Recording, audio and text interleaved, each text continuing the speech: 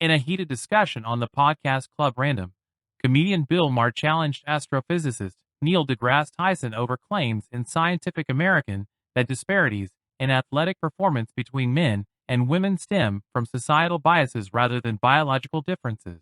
Scientific American, the magazine. I remember when it was around when I was grew up with it. Yeah. Grew up with it. Yeah. Okay. Well, their editor had to quit. You saw that? Yeah, I heard about it because she expressed some opinions. Right. Yeah. Okay. Right, sure, but it sure didn't sound scientific. It didn't sound like the person I would want to be running Scientific American. Okay. It was a rant on Twitter. Okay, I could read it to you. It's really ugly. You know, I apologize to younger voters that my Gen X is so full of fucking fascists. Okay, I'm not. Okay, I'm not a gasket right there. I'm not for. All right. Yeah. I'm not for canceling anybody on either side. Yeah. So But here's what I think is the scandal. What? This is in Scientific American. Yeah. Less than a year ago. Inequity between male and female athletes is a result not of inherent biological differences between the sexes, but of biases in how they are treated in sports. That's nuts. And it sure ain't scientific, and it's in Scientific American. And that's why the Democrats lost the election. It's true. Bill, every 20 minutes on your platform, you come up with another reason why the Democrats lost. You already have the answer. They lost the election. So anything you say is why true. they did it. First of all, you don't watch this show, so you don't know. I know you don't, and it's okay. But you talk as if you do, and you fucking don't. And that's okay. Just don't bullshit me. That's the one thing people can't ever do on the show is bullshit me. And that's fine. But I don't say that. I have very good reasons. But engage with the idea here. What I'm asking is, Scientific American is saying, basically, that the reason why an WNBA team can't beat the Lakers is because of societal bias. What you're saying is not Scientific American says that. An editor for Scientific American says that, who no longer has the job. So don't indict a 170-year-old magazine because somebody... Okay, this is called Scientific American, and they're printing something because someone enters the cesspool that is social media and then participates in that exchange. So why can't you let's talk about science. Why can't you just say this is not scientific and Scientific American should do better? Well, does she still have her job? No, not because of this. I said the scandal is not her tweet. Because that was like a year ago, was it? Which one was a year ago? I think a year ago, women still couldn't beat men in basketball or any other sport. And it wasn't because of society.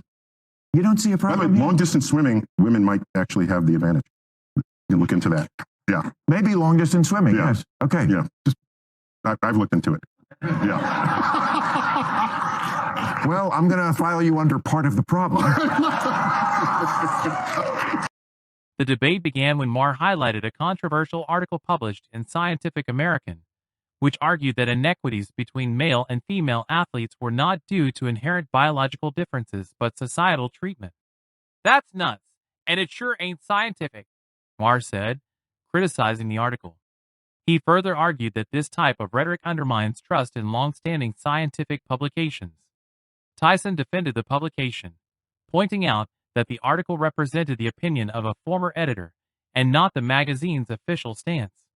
What you're saying is not Scientific American says that. An editor for Scientific American says that, who no longer has the job, Tyson explained. However, Maher persisted, urging Tyson to confront what he called ideological capture in scientific institutions. Why can't you just say this is not scientific and Scientific American should do better? Maher asked. Tyson attempted to redirect the conversation, mentioning instances where women might have an advantage, such as long-distance swimming, but Maher remained firm. I'm gonna file you under part of the problem, Maher quipped. The debate took a broader turn as Maher criticized the broader cultural climate around free speech and the avoidance of controversial topics. He accused Tyson of taking the path of least resistance by not challenging woke narratives.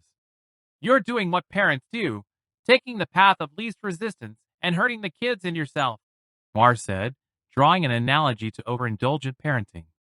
This confrontation highlights ongoing tensions around the intersection of science, culture, and societal narratives. Both figures agreed on the importance of effective communication, but differed sharply on how to approach contentious issues in public discourse.